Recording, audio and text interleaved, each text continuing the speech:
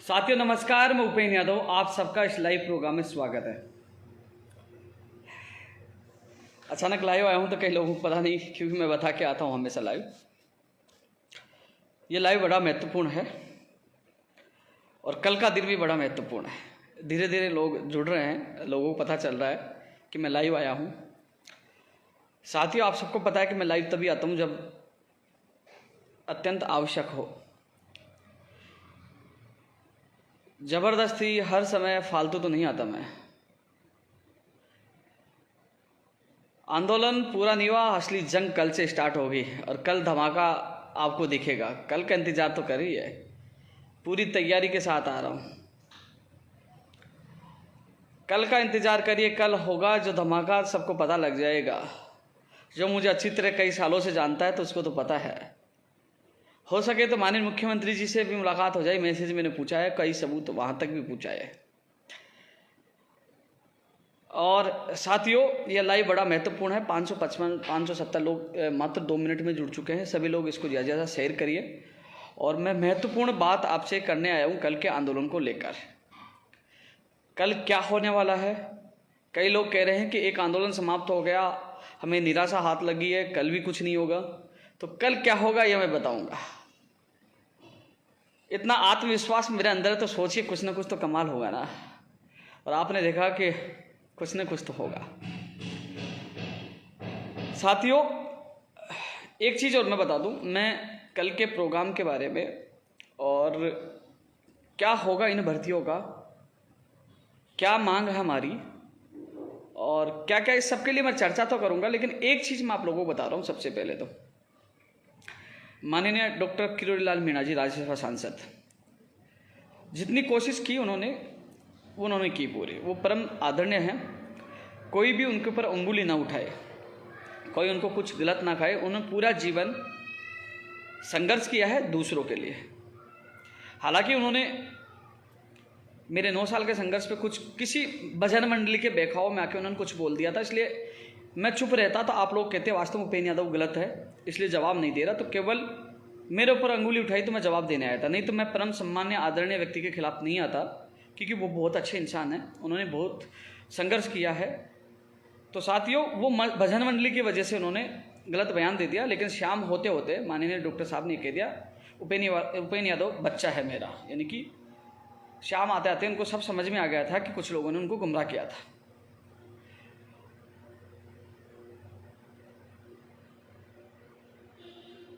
वो पता लग जाएगा कल, जो सारी चीज़ें सामने आएंगे ना। जो आज कुछ लोग कमेंट कर रहे हैं, और इस स्पेशल मैं उन लोगों को कहना चाहूँ, कमेंट करें। कल जब सच्चाई से सारी चीज़ें सामने आएंगी ना, इनका तरीका बदल जाएंगे। ये कहेंगे यार क्या कमाल कर दिया, क्या है। कल आप ये लोग बोलोगे, रुको इंतज़ार करो कल का इंतज़ार करिए। एक चीज़ और कह रहा था मैं आप सबको साथियों, विशेषकर मीणा समाज के लोगों को। 2012 और 13 शिक्षक भर्ती, आज तक मीणा समाज के लोग मेरे से काफ़ी जुड़े हैं। जहाँ आरक्षण का मामला इतना साथ दिया, काफ़ी लोग संघर्ष किया मैंने, और वो नौकरी कर रहे हैं। लेकिन बाबा को मैं केवल जवाब इसलिए देने आया था, कुछ लोगों ने उनको गुमराह किया था, सच्चाई पहुँचे। लेकिन कल मीणा समाज के लोग मेरी सोशल मीडिया के, अभी भी कई लोगों ने मुझे बहुत गालियाँ दी, बहुत कुछ बोला। गालियाँ देने थे, अशब्द बोलने से आप बाबा जी की इमेज को डैमेज कर रहे हो। बाबा अच्छे और संघर्षशील व्यक्ति है, इससे गलत मैसेज आपका नहीं बाबा का भी जा रहा है। क्योंकि सब लोग कमेंट पढ़ते हैं, जहाँ पीछे मीणा या आपकी जाति गोत्र लिखा रहा है तो सब समझते कौन कह रहा है। इसलिए उस सम्मानीय व्यक्ति, आदरणीय व्यक्ति की इमेज मत गिराइए आप कमेंट करके, उल्टा बोल के। कुछ नहीं होगा। उपेंद्र यादव ना खत्म हुआ था ना होगा। यह सीना ठोक के लड़ा रहता, किसी के बाप से डरता नहीं है। लेकिन मैं सम्मानीय व्यक्ति का, डॉक्टर साहब का मैं सम्मान करता हूँ। तो आप जितना उल्टा कमेंट करके मुझे गाली दोगे, उतना ही डॉक्टर साहब को भी टैक्स पूछेगी। इसलिए ये हरकतें करना बंद कर दीजिए। मैं हमेशा मीणा समाज की इज्जत की, आगे भी करता रहूँगा। मेरे बहुत दोस्त हैं, और उनको पता है कि मैंने कितना साथ दिया था, वो भी जानते हैं, और आज भी दोस्त है। इसलिए कभी भी किसी सम्मानीय व्यक्ति को टैक्स मत पूछाइए। आपको लग रहा है कि मैंने उनको जवाब दिया, जवाब नहीं देता तो शायद मैं गलत साबित हो जाता। सच और सच्चाई लाना जरूरी था, क्योंकि बाबा को गुमराह किया गया था भजन मंडली के द्वारा। ये चीज़ें तो हो गई। अब एक चीज़ बता दूं, मेडिकल विभाग की जो रेडियोग्राफर, लैब टेक्नीशियन और ईसीजी के ज्वाइनिंग आदेश होने थे, वो अभ्यर्थी मुझे मैसेज कर रहे हैं। आपको घबराने की आवश्यकता नहीं है। जो उस दिन सीएमओ में मीटिंग की थी, अधिकारियों ने लापरवाही की है, उनकी क्लास अब लग जाएगी। हो सके तो आज और कल कभी भी, क्योंकि मैंने मैसेज छोड़ा है, जो SI रीट और जैन भर्ती को लेकर माननीय मुख्यमंत्री जी से मेरी मुलाकात हो सकती है। उस मुलाकात के दौरान चाहे प्रयोगशाला सहायक हो, चाहे 2012 भर्ती हो, चाहे आपकी मेडिकल की भर्तियाँ हो, चाहे वो 14% स्कूल व्याख्याता हो, जो तमाम जो मुद्दे हैं, चाहे पंचायत राज LDC हो, वो माननीय मुख्यमंत्री जी के सामने मैं रखूंगा तमाम मुद्दों को लेकर जो हमारे समझौते हुए। मुलाकात होने की पूरी संभावना आज और कल में कभी मुलाकात हो सकती है।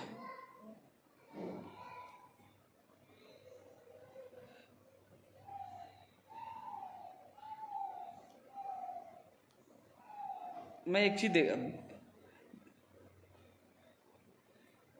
भैया, मैं कोई जातिवादी वाली बात नहीं बोला, मैं सम्मान करता हूं।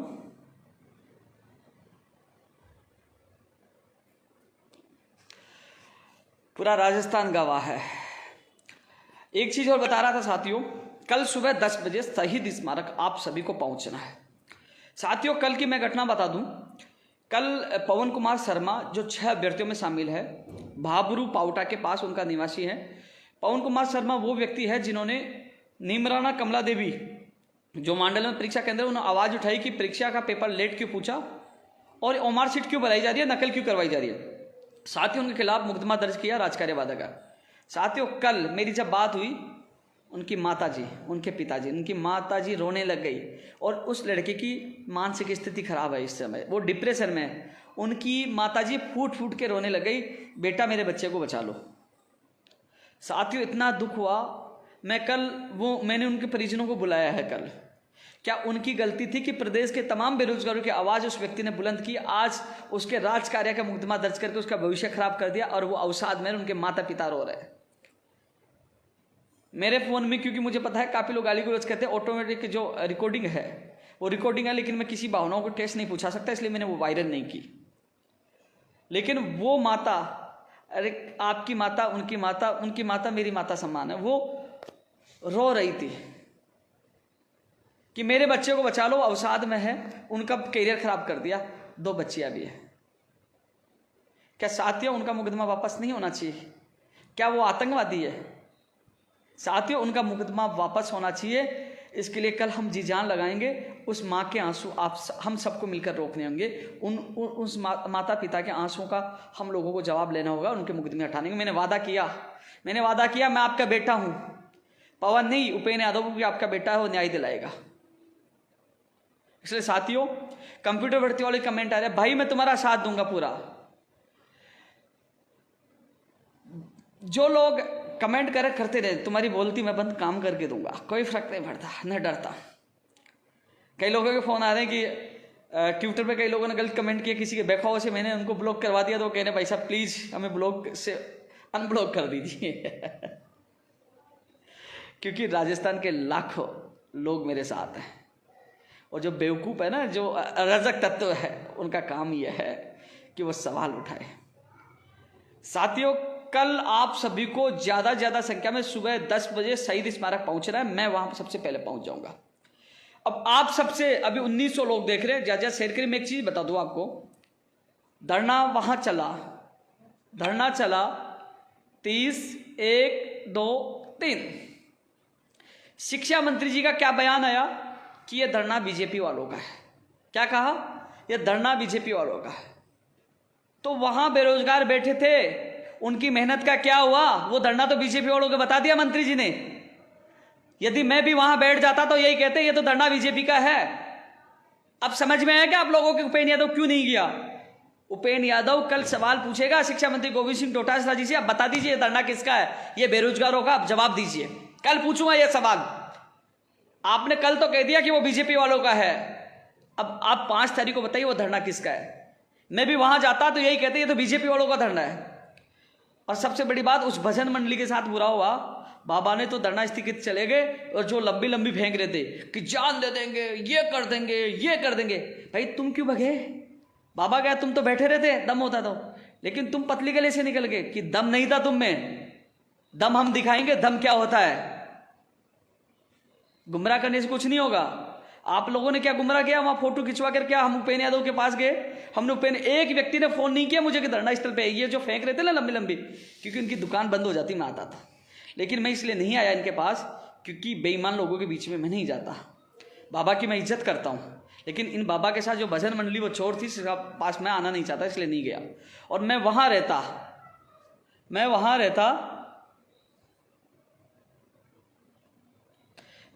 रहता तो मेरे पे आरोप यही रखते कि मैं बीजेपी के इशारे पे कर रहा हूँ, बाबा के इशारे पे कर रहा हूँ। मैं मेरे प्रदेश के बेरोजगारों के सपनों को कैसे बिकने दूंगा। उनका आंदोलन जिंदा रखना चाहता था, जो 20 तारीख को शुरू किया, 22 को किया, 30 को किया और वापस 5 को कर रहा हूं। बैठा नहीं हूं, लड़ूंगा। उन बहनों के आंसुओं के लिए लड़ूंगा, उन 6 लोग भाइयों गिरफ्तार उनके लिए लड़ूंगा, तिलक पीजी कॉलेज के लड़ूंगा। और जो पेपर गया, जो बत्ती लाल ने सबकी बत्ती गुल की, तो बत्ती लाल की बत्ती गुल करने के लिए और जो उनको संरक्षण दे रहे नेताओं की बत्ती गुल करने के लिए लड़ूंगा, पीछे नहीं हटूंगा। और एक चीज और बता दूं, ये चीज आपको कल समझ में आएगी। आप सबसे मेरा निवेदन है कि जो और भी भर्ती के लोग कमेंट कर रहे हैं, आपको भी कल आना चाहिए। कल माननीय मुख्यमंत्री जी से मुलाकात हो सकती है, आज भी हो सकती है। आप लोग आओ, साथ दीजिए। आपकी मांग आज इस भर्ती में हो रहा है, कल आने वाली भर्तियों में होगा। आपकी मांग उपेंद्र यादव ही साथ रहेगा, ये कोई नहीं रहेंगे। ये केवल दिखावा के डोके से ले करने वाले व्यक्ति हैं जो भग जाएंगे। आपके साथ पहले भी उपेंद्र यादव था, आज भी उपेंद्र यादव है, कल भी उपेंद्र यादव रहेगा। चाहे उपेंद्र यादव को जेल में डालो, चाहे गोली मारो, पीछे नहीं हटेगा। उस दिन भी कहा था जेल में जाऊंगा, बाहर आऊंगा, फिर लड़ूंगा। और बाहर आया और आते ही ऐलान कर दिया कि मैं फिर लड़ूंगा। साथियों, आप सबसे यही कहना चाहूंगा, कल का दिन बड़ा महत्वपूर्ण है। आपको हताश होने की आवश्यकता नहीं है। 20 तारीख और 22 तारीख को हम गए क्योंकि हमारे काफी साथी एग्जाम दे रहे थे। 30 तारीख को मुझे नजरबंद कर दिया गया। साथियों, इतने हितैषी ये कह रहे ना, तो ये लोग सारे लोग मेरे घर के बाहर आ सकते थे बचाने के लिए, या थाने पहुंचते, नहीं आए। लेकिन साथियों, कई लोग इनको कहा कि मैं वहां नहीं गया। भाई अचानक मैं 100 लोगों में क्या करूंगा, पूरी प्लानिंग। अब कल संख्या आएगी, हम पूरी प्लानिंग के साथ लड़ाई लड़ेंगे। और इतने दिन मैंने क्यों लिया, इतने दिन कुछ सबूत जुटाने के लिए समय लिया मैंने, क्योंकि मैं मैदान में लड़ाई लड़ने जाऊंगा तो मजबूती से जाऊंगा, पूरे सबूतों के साथ जाऊंगा, इसलिए मैंने समय लिया। और मैं आज कह रहा हूं, सुन लीजिए, माननीय मुख्यमंत्री जी बुलाएंगे वार्ता के लिए, आज नहीं तो कल। मैंने बात पूछा, ये कुछ सबूत पूछा है। और यदि माननीय मुख्यमंत्री जी भी नहीं बुलाते हैं तो राजस्थान में नहीं, पूरे देश में धमाका होगा, पूरे देश में धमाका होगा। इसलिए सभी से मेरा निवेदन है, कल सुबह 10 बजे शहीद स्मारक, 10 बजे मैं पहुंच जाऊंगा, आप लोग पहुंचो। 10 बजे मैं आपको मौजूद वहां मिलूंगा, 10 बजे। और कई लोग अफवाह फैला रहे ना कि उपेंद्र यादव को कल गिरफ्तार कर लेंगे। रोज रोज गिरफ्तार नहीं कर सकते हैं। उनको एहसास हो गया था कि गिरफ्तार किया तो पूरे देश में हल्ला मच गया, अब गिरफ्तार नहीं करेंगे। और एक सवाल हो रहा है कि मेरे पास रीट वाले भी फोन आ रहे हैं, मेरे पास एसआई वालों के फोन आ रहे हैं, मेरे पास जैन भर्ती वाले के फोन आ रहे हैं। वो कह रहे हैं कि रद्द होना चाहिए। कई लोग ऐसे कह रहे हैं कि भैया हमारा अच्छा पेपर हुआ, हमने बड़ी मेहनत की, हमारे बहुत नंबर आ रहे हैं, 130-35 नंबर आ रहे हैं, आप हमारे भविष्य के साथ मत खेलिए। तो मैं सबको कहना चाहूंगा कि हम सीबीआई से जांच की मांग कर रहे हैं, और सीबीआई जांच करेगी। यदि जांच में पाया जाएगा कि वास्तव में गड़बड़ियां हुई है, जो हम सबूत देंगे, पेपर हजारों लाखों लोगों तक फैला है, गया है, तो साथियों तभी पेपर रद्द होगा। और यदि जांच में कुछ नहीं पाया गया तो पेपर रद्द नहीं होगा। इसलिए जो लोग कह रहे हैं उनको घबराने की आवश्यकता नहीं है। गड़बड़ी होगी तो पेपर रद्द होगा, अन्यथा नहीं होगा। और रही बात, एक चीज बता दूं, जब हजारों लाखों की संख्या में पेपर आउट हो जाएगा तो आपको 133 और 35 को आप कुछ नहीं कर पाओगे, धरे के धरे रह जाएंगे। इसलिए सीबीआई से जांच होना अत्यंत आवश्यक है कि पेपर कहां तक गया, उनको संरक्षण देने वाले कौन कौन है, और भविष्य में सख्त कानून बने, भविष्य में सख्त गैर जमानती कानून बने। उन स्कूलों की मान्यता रद्द की जाए जिन स्कूलों का नाम आ रहा है, उन कर्मचारियों को बर्खास्त किया जाए। सारी चीजों के लिए कल हम सब लड़ेंगे। और जो लोग आवाज उठाते हैं कि आप लोग राजनीति कर रहे हैं, तुम्हारे जैसे घर दुबके नहीं है, सीना ठोक के लड़ते, तुम में दम हो तो लड़के दिखाओ सरकारों से।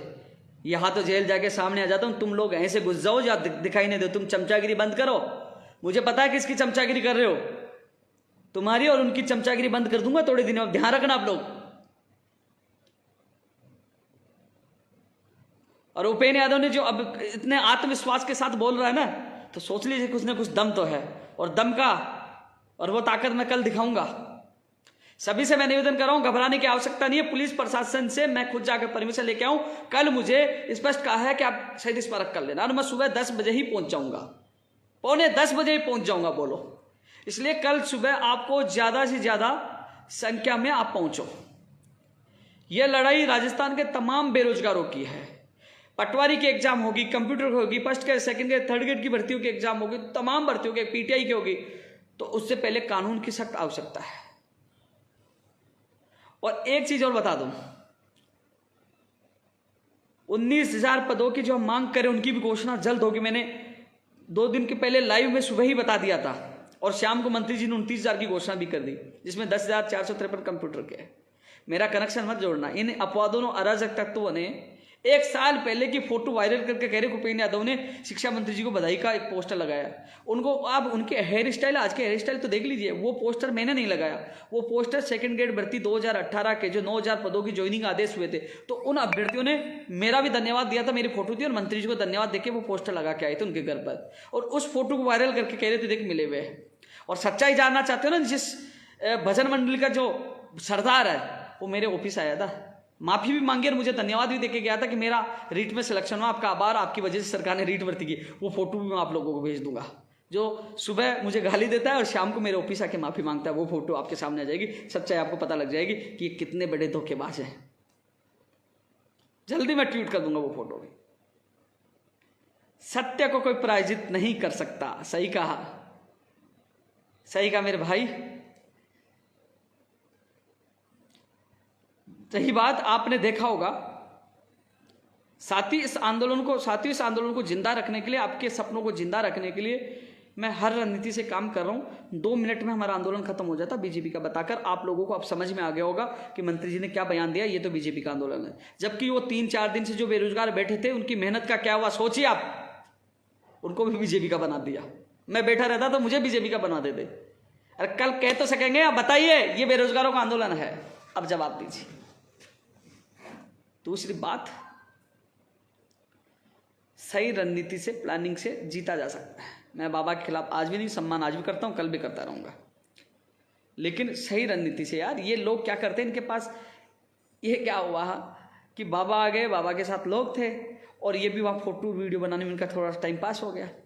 इसमें दम होता था करते, बाबा के जाने के बाद इनमें दम होता, बैठते। वहां 50 लोग बचे थे जब बाबा अंतिम समय थे, वहां 50 लोग बैठे थे।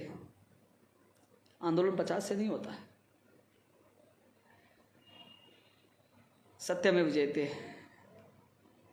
इसलिए तमाम साथियों से हैं, 2400 लोग अब लाइव देख रहे हैं, उनसे मेरा निवेदन है आप इसको ज़्यादा ज़्यादा शेयर करिए, फेसबुक, व्हाट्सएप, सब जगह करिए। और लड़ाई बड़ी महत्वपूर्ण है, और इस लड़ाई को हम सब मिलकर जीतेंगे, सब मिलकर जीतेंगे, और कल अच्छा होगा। लोग कह रहे हैं पोस्ट बढ़ाने की मांग।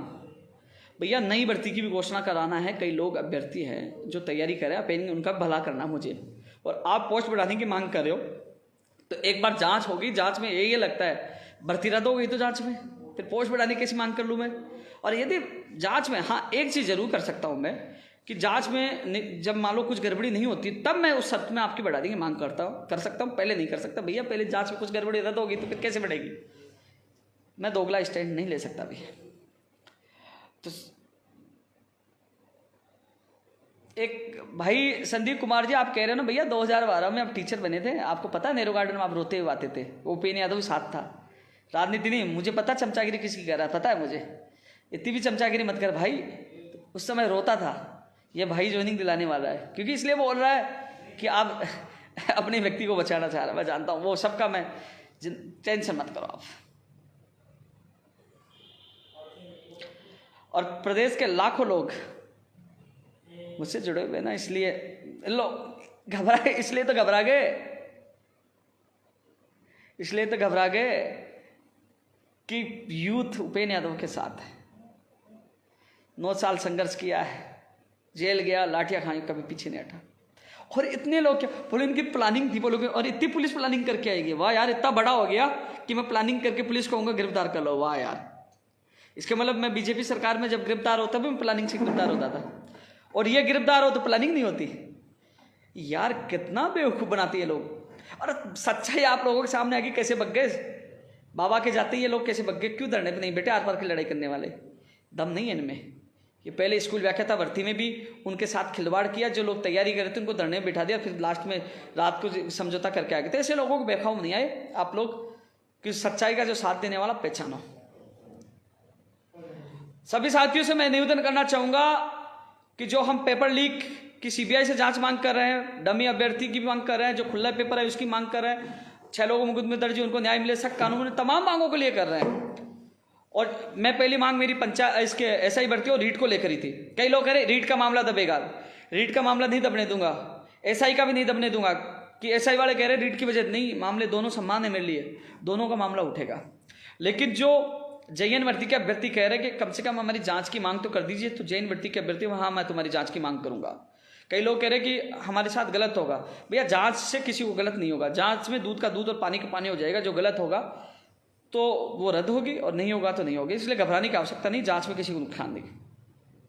तो जेएन भर्ती एसआई और रीट की सीबीआई से जांच हो, और सख्त चीजों के लिए,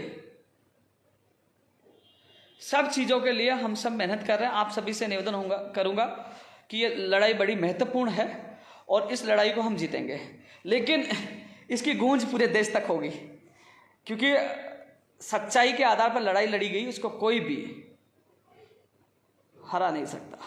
हालांकि एक चीज़ और बता दूं, कई चीज़ें मेरे पास ऐसी हैं, वो समय आने पर मैं लेके आऊँगा। और आप सबसे मेरा निवेदन यही है, सब सुबह 10 बजे शहीद स्मारक ज़्यादा से ज़्यादा संख्या में आप पहुँचो। और जो लंबित भर्ती वाले हैं, जो नई भर्ती वाले हैं, आप घबराए नहीं। जो आपकी भर्तियों के लिए सरकार से समझौता किया था, माननीय मुख्यमंत्री जी से मुलाकात होगी तो वो समझौते की मांगों को याद दिलाऊंगा और आपकी बात मजबूती से रखूंगा। और घबराने की आवश्यकता नहीं, आपका भाई पहले भी साथ था, आज भी है। मैं सुबह निकलता हूँ तो बेरोजगार मेरे दिमाग में होता है कि ये भर्तियाँ इनकी करवानी, और शाम को वो ये होता है। मैं कभी भी किसी भी और राजनीतिक मामलों में नहीं जाता, आप बेरोजगारों की नौकरियों के अलावा, क्योंकि मुझे पता है कि एक परिवार में एक व्यक्ति के साथ उनके माता पिता के सपने भी जुड़े होते हैं।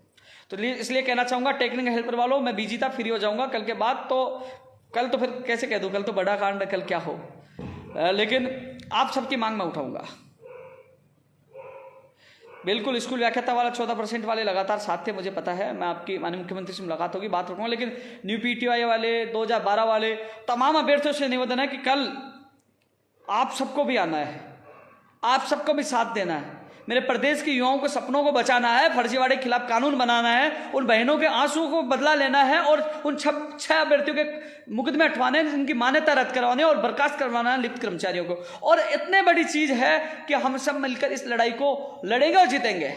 इसलिए सभी से मेरा निवेदन है, कल सभी लोग, क्योंकि कल आप लोग आओगे तो आपकी मांग भी जब माननीय मुख्यमंत्री से मिलूंगा तो मैं उठाऊंगा, उठाता आया हूं। कई लोगों को न्याय मिला, आपको भी न्याय मिलेगा। इसलिए सभी से मेरा निवेदन है, इस मेरे लाइव को ज्यादा से ज्यादा सब जगह शेयर करिए। और कल सुबह 10 बजे शहीद स्मारक पोलो विक्ट्री यानी सिंधी कैंप गवर्नमेंट हॉस्टल के पास वही स्थान है जहां 20 और 22 तारीख को इकट्ठे होते हैं, और वहां से बड़ा आंदोलन होगा। आप लोग पूछिए, मैं 9:45 बजे पूछ जाऊंगा। जो लोग गलतफहमियां कर रहे हैं कि आपको सुबह गिरफ्तार कर लेंगे, कोई गिरफ्तार नहीं होंगे। खुद पुलिस प्रशासन से मिलकर मैं परमिशन लेके आऊंगी, पहले वाली हरकत नहीं होनी चाहिए। उन्होंने कहा कि आप शांतिपूर्वक कर सकते हो, तो हम शांतिपूर्वक कल हमारा आंदोलन करेंगे। इसलिए सभी लोगों से मेरा निवेदन है, कल का दिन, क्योंकि बार बार 3-4 दिन चले, संख्या आपकी थी नहीं, कल का दिन आप लोगों के लिए महत्वपूर्ण है। कल जितनी ताकत दिखानी है, जितनी लड़ूंगा मैं, तुम तो साथ रहो, जितनी ताकत दिखानी है आप ताकत के साथ पूछिए। ये लड़ाई हम जीतेंगे, ये लड़ाई हमने शुरू की थी और जीत के साथ खत्म भी हम करेंगे। हम भागेंगे नहीं, हम डरेंगे नहीं, क्योंकि सरकार तक बात भी पूछेगी, सरकार को हमारी मांगे भी सुननी पड़ेंगी। आप देख लीजिए, इसका परिणाम आपको कल पता लग जाएगा। आपसे मैं ये निवेदन करूंगा लास्ट में, जहां पेपर के जो सील खुली है वो भी हम शिकायत करेंगे कि जहां पेपर जो केंद्र अधीक्षक इंडोन वाले ने दी है, वो लेटर दिया है, साफ लिखा, वो भी मुझे पता है, सारी चीजें मुझे पता है। जिन अभ्यर्थियों के पास जो सबूत है वो लेके जरूर पूछें। सभी भाइयों से और सभी बहनों से मेरा निवेदन है कि कल का आंदोलन शुद्ध पीड़ित बेरोजगारों का है। कल शिक्षा मंत्री गोविंद सिंह डोटासरा जी से पहुंचेंगे कि ये आंदोलन बता दीजिए, ये बीजेपी का थोड़ी है, ये शुद्ध बेरोजगारों का, आप जवाब दीजिए। अब उनके पास कोई बहाना नहीं होगा, क्योंकि ये पीड़ित बेरोजगारों का होगा। पहले तो आपने जहां बेरोजगार बैठे हैं उनके लिए कह दिया कि वो आंदोलन तो बीजेपी का था, लेकिन कल शुद्ध बेरोजगारों का आंदोलन है, उसको दबा नहीं पाओगे, उनके पास कोई बहाना नहीं होगा। साथियों, इसलिए आप सबसे मेरा निवेदन है, कल का दिन बड़ा महत्वपूर्ण है, आप सब लोग ज़्यादा से ज़्यादा संख्या में पहुंचे, और जो लोग कमेंट कर रहे हैं आप उनका नाम और उनको आईडी खोल के देख लीजिए, पता लग जाएगा वो कौन कमेंट कर रहा है। वो अभी सुधरे नहीं है, लेकिन समय सुधार देगा। सभी साथियों से निवेदन है, कल का दिन महत्वपूर्ण, आप सब लोग पूछो।